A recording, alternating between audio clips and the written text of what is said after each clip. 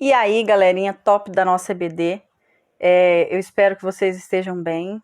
Nós estamos nesse momento tão distante, mas eu espero que Deus esteja fazendo com que vocês se sintam abraçados e perto da nossa igreja. Hoje a nossa EBD nós vamos ter 2 lições, que é a lição 7 e lição 8, então pode parecer um pouco rápido demais. Então, se você tiver alguma dúvida, você pode voltar ao vídeo, assistir de novo, tudo na tranquilidade, na paz, já que você está no confortozinho, no conforto da sua casa. Então, primeiramente, pausa o vídeo, vai lá, pega a sua Bíblia, sua revista. Se não tem revista, pega a Bíblia, dá para acompanhar do mesmo jeito. Se tiver alguma dúvida, volta o vídeo, assiste de novo e vamos orar primeiramente. Então, feche os seus olhos. Senhor Jesus, nós te agradecemos porque o Senhor é bom. Eu te peço em nome de Jesus que o Senhor venha agir na vida de cada adolescente, que seja a tua vontade, ó Pai, e não a nossa. Fala aos nossos corações conforme o teu propósito e não permita que a tua mensagem fique esquecida, mas que possamos colocá-la em prática todos os dias. É o que eu te peço, ó Pai, em nome de Jesus. Amém. Então, galera, nós vamos começar então na lição 7, tá? E para começar essa lição, primeiro a gente vai falar um pouco sobre o contexto, quem escreveu, qual foi o propósito do livro ter sido escrito e essas coisinhas aí. Então, quem escreveu o livro de 1 Tessalonicenses foi Paulo e estava destinado, esta carta estava endereçada à igreja em Tessalônica e aos cristãos de todo o mundo. Qual que era o propósito dessa escrita? Era fortalecer a fé dos cristãos tessalonicenses e transmitir a certeza da volta de Cristo. Qual que era o ambiente da época, como é que a coisa estava acontecendo? A igreja em Tessalônica era muito jovem, ela tinha sido estabelecida 2 ou 3 anos antes dessa carta ser escrita. Os cristãos tessalonicenses precisavam amadurecer em sua fé. Também havia um mal-entendido em relação à vinda de Cristo. Eles achavam que, Cristo viria, a segunda vinda de Cristo. Então, eles achavam que Cristo ele retornaria imediatamente. E aí, quando as pessoas, os seus parentes, eles faleciam, eles morriam, eles ficaram confusos quando seus parentes morreram. E os cristãos dessa igreja, eles esperaram que Cristo retornasse antes deles morrerem. Então, além dessa confusão toda, eles também estavam sendo perseguidos. Então, Paulo escreveu esta carta a Tessalonicenses com esse propósito. Então, depois da gente conhecer um pouquinho desse ambiente histórico, né, dessa parte histórica desse livro da Bíblia, a gente vai falar agora sobre a lição. Então, o texto da lição é 1 Tessalonicenses de 3 a 6, só que nós vamos ler de 3 a 8, tá? Se quiser já ir abrindo aí, é isso aí. Paulo esperava, ele procurava encorajar, confortar e advertir os leitores que aguardam a vinda do Senhor para a vigilância, a fim de que a esperança cristã produza um viver coerente com a vontade de Deus.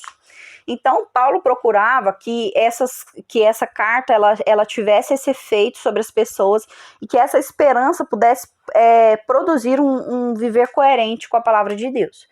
Porque não adianta também, né, esperar isso tudo, né, esperar a vinda de Deus sem a vigilância em relação ao comportamento. Então, o primeiro título e subtítulo da nossa revistinha é Santidade ou Imoralidade, a escolha é sua. E aí, para isso, nós vamos ler o primeiro versículo, que é 1 Tessalonicenses 3, 4. Aliás, em vez disso, nós vamos ler o trecho todo, acho que fica mais fácil. Então, vamos ler do 3 ao 8, tá? Pega a tua Bíblia aí e vamos ler.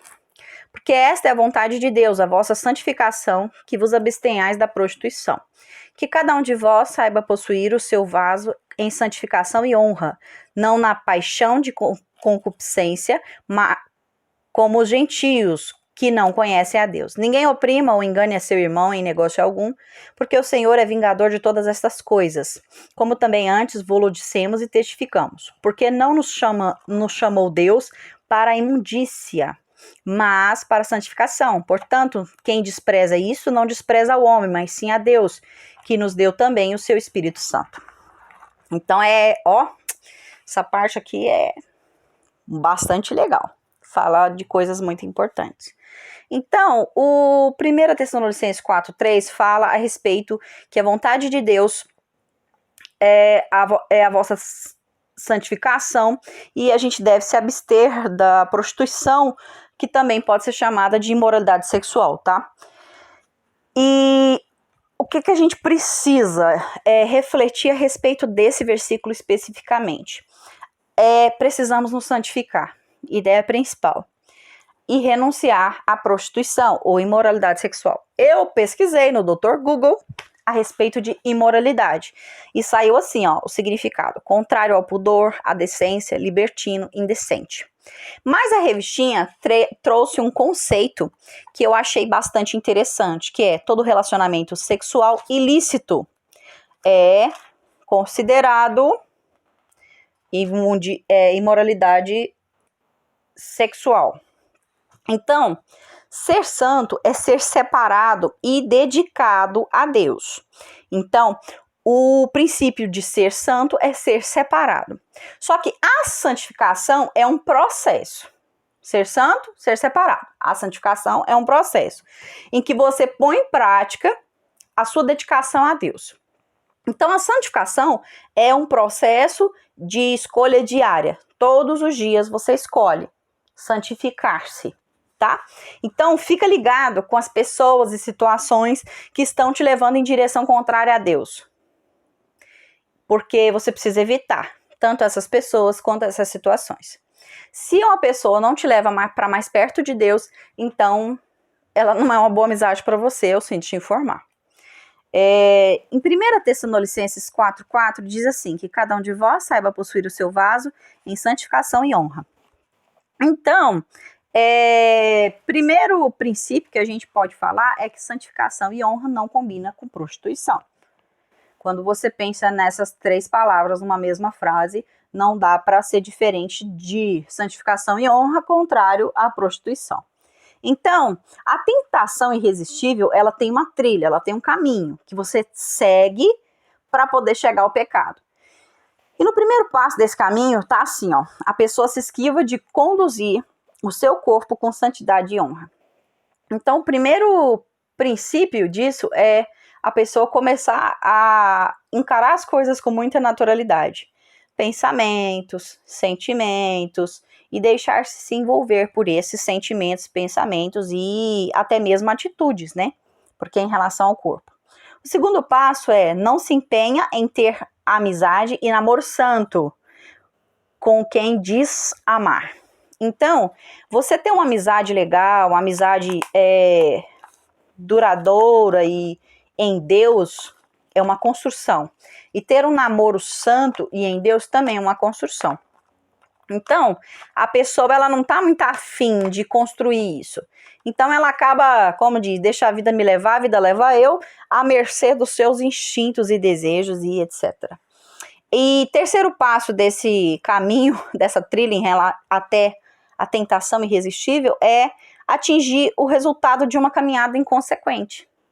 Então, se você vai dando vazão, você vai dando razão para os seus pensamentos, para os seus sentimentos, para as suas atitudes pecaminosas, aquilo vai chegar num ponto que o único resultado dessa caminhada é consequências desastrosas, tá? Então, quando uma pessoa chega a uma consequência grave, é porque ela já trilhou um caminho do pensamento, do sentimento, da ação. Entende? Então, você precisa estar blindado em todas essas áreas. E como que a gente busca ajuda para poder resistir? Primeira coisa, você tem que ler a sua Bíblia, você precisa orar, você precisa buscar apoio em pessoas que podem te ajudar. Porque não adianta nada também, você pega teu amigo lá do mundo e querer que ele te ajude a seguir para perto de Deus. Se ele não sabe ir para perto de Deus, como que ele vai te ajudar? Então, são alguns princípios a serem observados. O versículo 5, ainda em 1 Tessalonicenses 4, diz assim, não na paixão de concupiscência como os gentios que não conhecem a Deus. Esse versículo diz que a nossa atitude tem que ser diferente das pessoas do mundo. A gente precisa ser diferente. Porque a Bíblia diz que se o sal for insípido, ou seja, se o sal não fizer a função dele, ele não serve para nada. E a Bíblia diz que nós somos o sal da terra. Então você precisa ser diferente. E para agradar a Deus, você não pode ser escravo dos seus desejos. Você precisa controlar e glorificar a Deus com as suas atitudes e pensamentos. Então, Deus fica feliz em no que você pensa, nas coisas que você anda fazendo? Ou você anda se atirando em direção às situações e aos pecados e aos pensamentos e em relação a isso tudo? Ou você está colocando limite? Porque é um limite que você vai colocar. Os pecados sexuais sempre ferem alguém, indivíduos, famílias, negócios, igrejas, consequências físicas e espirituais. Então, esse pecado sexual, que não necessariamente só fala em relação ao ato em si, mas isso pode ser em relação a pensamento, em relação a um monte de coisas,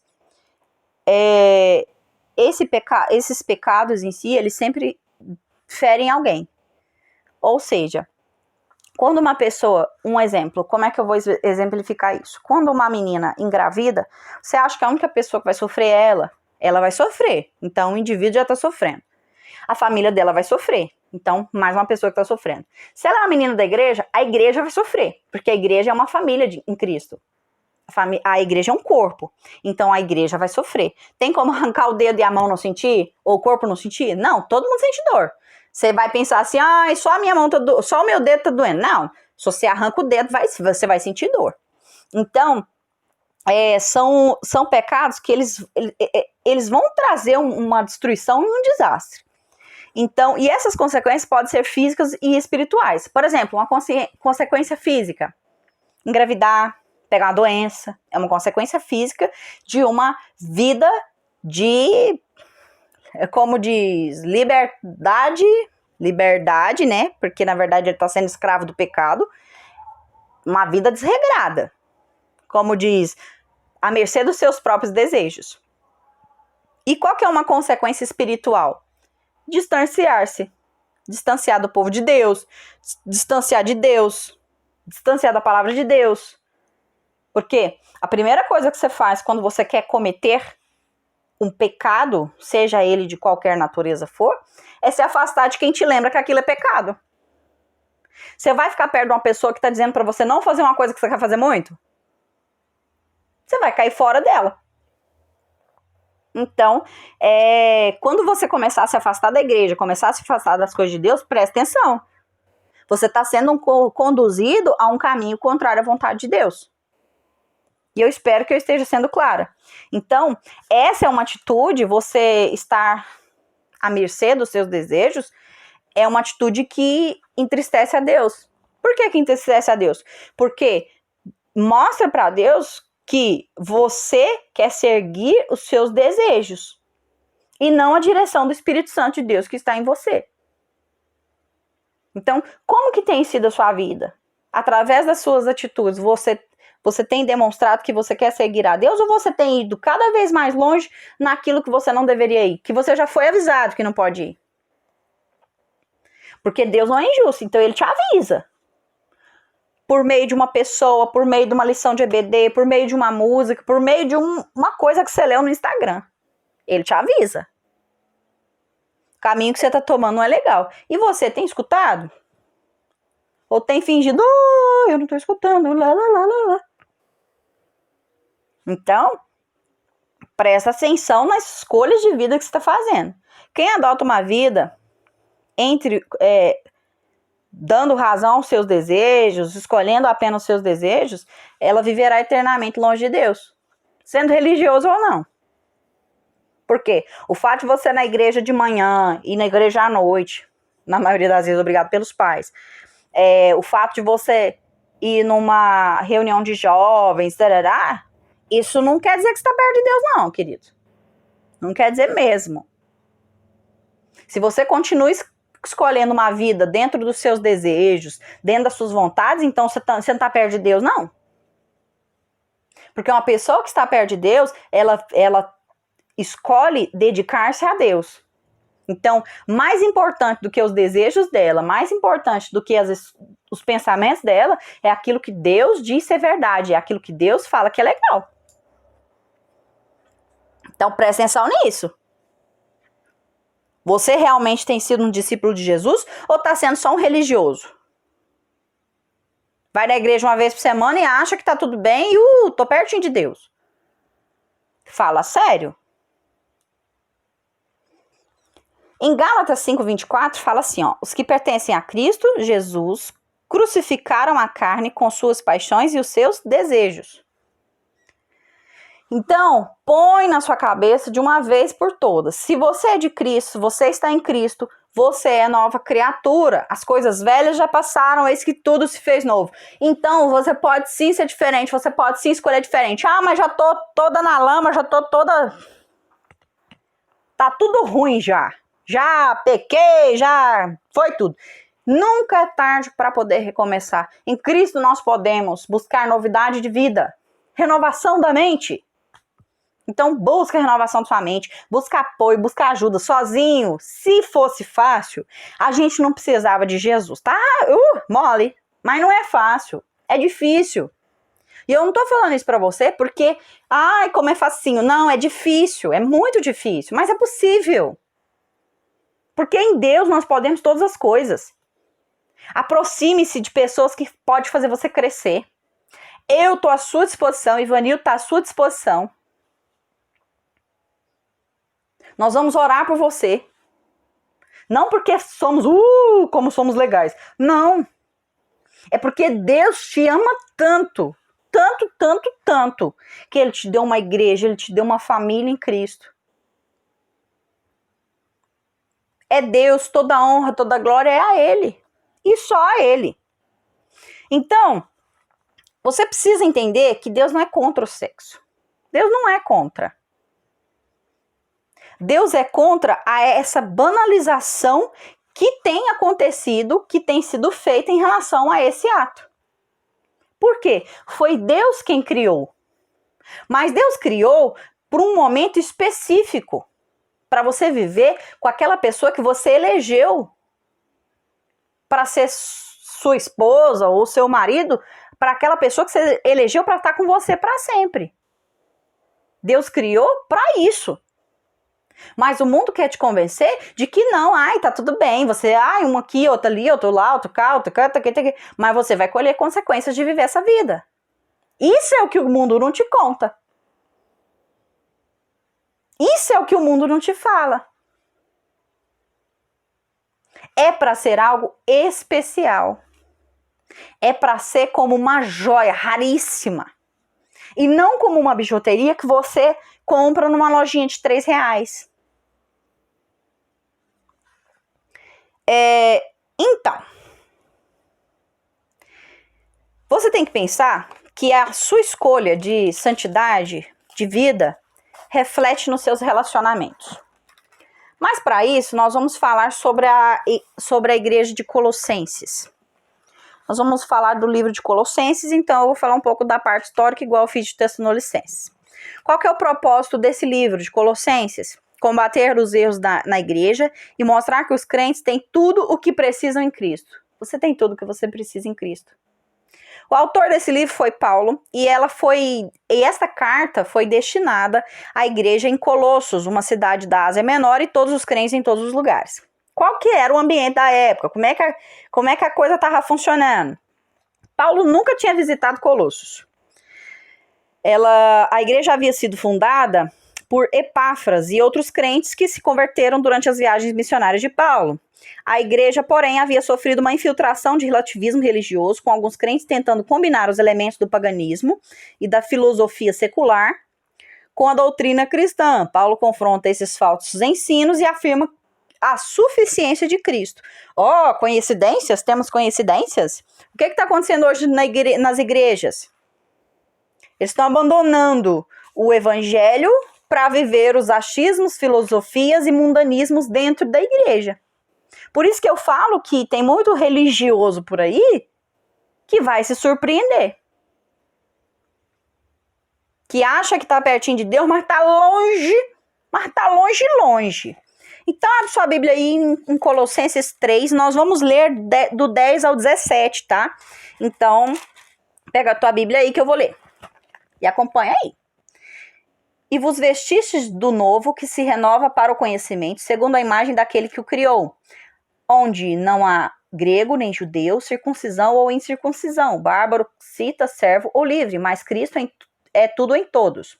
Revesti-vos, pois, como eleitos de Deus, santos e amados, de entranhas de misericórdia, de benignidade, humildade, mansidão e longanimidade, suportando-vos uns aos outros e perdoando-vos uns aos outros, se algum tiver queixa contra outro, assim como Cristo vos perdoou, assim fazei vós também. E sobre tudo isso, revesti-vos de caridade, que é o vínculo da perfeição. E a paz de Deus, para a qual também fostes chamados, em um corpo, domine em vossos corações, sede agradecidos. A palavra de Cristo habite em vós abundantemente, em toda sabedoria, ensinando-vos e admoestando-vos uns aos outros, com salmos, hinos e cânticos espirituais, cantando ao Senhor com graça em vosso coração. E tudo quando fizerdes por palavras ou por obras, vou pôr ênfase. Fazei tudo em nome do Senhor Jesus, dando por ele graças a Deus Pai. Faça tudo em nome de Jesus. Faça para Deus, não para os homens, queridão. Presta atenção nisso. Uma vida santa resulta numa nova natureza. Se você diz que leva uma vida santa, mas isso não resultou na sua vida em mudança de atitude, você não leva. É simples assim. Como que eu sei que existe uma nova natureza? Simples. Você exerce a compaixão, a bondade, humildade, gentileza, a prática do perdão, amor, coração pacífico e grato. A gente vacila? Vacila. Mas em Cristo é possível ter essas coisas. E ainda ser cheio do ensino de Cristo. Então, agora a gente vai falar sobre o santidade rumo à humildade. Tô terminando, tá? Rima, rumo não. Santidade rima com humildade. Em Colossenses 3:20 fala, nós até já lemos essa passagem aqui em algumas lições. Vós, filhos, obedecei em tudo a vossos pais, porque isso é agradável ao Senhor. Então, se você quer viver como discípulo de Jesus, você precisa obedecer aos seus pais. Ah, mas por que você está falando isso? Está falando isso? Você só fala disso? Eu tô falando que é importante. Se não fosse importante, não tava falando. Eu te garanto. Não tava mesmo. Então, aí você me faz uma pergunta, mas e se meus pais não forem crentes? É simples. Obedeça tudo que não for contrário à vontade de Deus. Ah, mas como que eu vou saber a vontade de Deus? A vontade de Deus está na palavra de Deus. Conheça a palavra de Deus e você vai saber tudo aquilo que agrada a Deus e aquilo que não agrada a Deus. Então, leia a Bíblia. Se você precisa se esconder para fazer algo, isso não agrada a Deus. Simples assim. Tem que ser escondido? Então não agrada a Deus. Você sente vergonha? Então não agrada a Deus. Mas não aquela vergonha de, sou tímido. A vergonha de, tô fazendo errado, sei que tô fazendo errado, mas quero fazer assim mesmo. E aí se esconde, para que ninguém descubra. Então, às vezes, pode até não ser uma vergonha, né? É um medo mesmo. Cara de pau mesmo. Então, nem sempre seus pais são legais. Isso está em Colossenses 3:21. Diz assim, vós pais não irriteis os vossos filhos para que não percam o ânimo. Então, não é sempre que seu pai e sua mãe vai fazer o que você quer ou vai ser legal com você. Eles vão errar. Eles são humanos, velho. Então, existem regras para os pais também. Você acha, é só regra para mim, mas também seu pai tem regra. Tem regra para eles em relação ao cuidado de vocês. Só que, se eles não cumprirem, quem dará conta a Deus do que eles fizeram são eles. Você precisa cuidar da sua parte. A parte deles, eles cuidam. E Deus se encarrega. Então, escolha ser a sua melhor versão, independente da atitude do outro. Ou dos erros dos outros. Não é que o outro tá errado que você tem que errar também. Não é porque teu pai tá tendo uma atitude ruim, tá, né, só daquele modelo dentro de casa, que você vai ter que ter uma atitude ruim, desobedecendo, sendo mal criado, boca dura. fazendo trem escondido. Entendeu? Então, assim, é isso. Ore pelos seus pais, eles podem errar e passam por dificuldades. Não é só você que tem problema na vida. Vou te contar essa novidade. Então, você precisa orar pelo seu pai e pela sua mãe. Porque eles vão errar, eles vão passar por dificuldades. E se você estiver orando por eles, você vai estar ajudando eles muito mais do que se você estiver fazendo pirracinha. Malcriaçãozinha. E seja humilde. Considere o fato de que eles podem estar certos. Porque por mais que a gente sempre ache, ai, como eu sou importante, eu tenho razão. Por mais que você ache que você é o dono da verdade, a única verdade absoluta é a de Deus. Então você pode estar errado. Ser um filho obediente é a sua missão. A missão do seu pai é problema dele, mas a sua missão é ser um filho obediente. E o melhor caminho para poder ser assim é fazer como se você estivesse fazendo para Deus e não aos seus pais. Vai lavar vasilha? Lava vasilha como se estivesse fazendo para Deus e não para sua mãe fazer o almoço. Vai fazer um trabalho de escola, faculdade, ou seja lá, o que você faz da vida, faça como a Deus e não como se você estivesse tentando ganhar nota para não reprovar. Por que a gente tem que fazer como se estivesse fazendo a Deus? Porque para Deus você oferece o melhor. Para Deus você não oferece qualquer coisa. Você oferece aquela coisa. Entende? Você oferece o máximo para Deus. E tem que ser assim. Então, seja o que você for fazer, vai tocar na igreja, faça o máximo para Deus. Não vai de qualquer jeito, não vai de qualquer forma. Vai cantar, cante no máximo. Isso não quer dizer que você tem que sobrepor sua voz às vozes dos outros. Só quer dizer que você precisa fazer o seu melhor. Entendeu? Eu espero que tenha ficado assim claro. Se não ficou claro, você pode mandar mensagem, pode ligar, manda lá no grupo dos adolescentes lá. Vocês estão muito caladinhos no grupo, vocês podem dar uma conversada a mais, viu? Dar uma agitada lá. Como diz, nem parece um grupo de adolescente, não, gente. O grupo de adolescente tem que mandar figurinha engraçada para eu poder copiar. Beleza?